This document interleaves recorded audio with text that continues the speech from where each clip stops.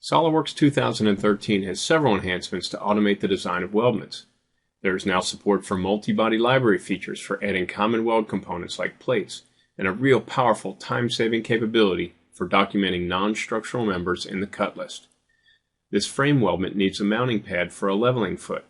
For a clean design, we want to recess these plates inside of the tube, and to do so, we'll leverage the new multi-body library features. Just like any other library feature, you choose the placement plane and references, in this case the 4 inside edges of the tube. Then you have the option to modify any size dimensions to meet your design requirements, and you're done. These plates can then be patterned to the other vertical supports to round out the design. But I'm not finished. Each of these new items are listed in the cut list, and a quick update organizes identical items into their own folders.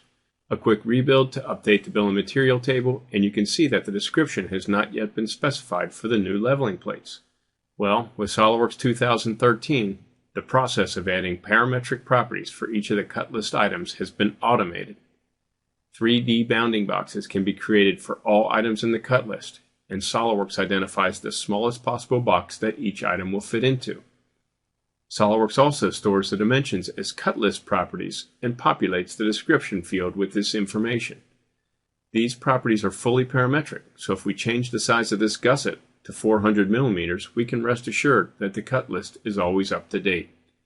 This new capability to easily place multi-body library features and automatic generation of cut list properties for plates, gussets, and end caps is sure to be a tremendous time saver with SolidWorks 2013.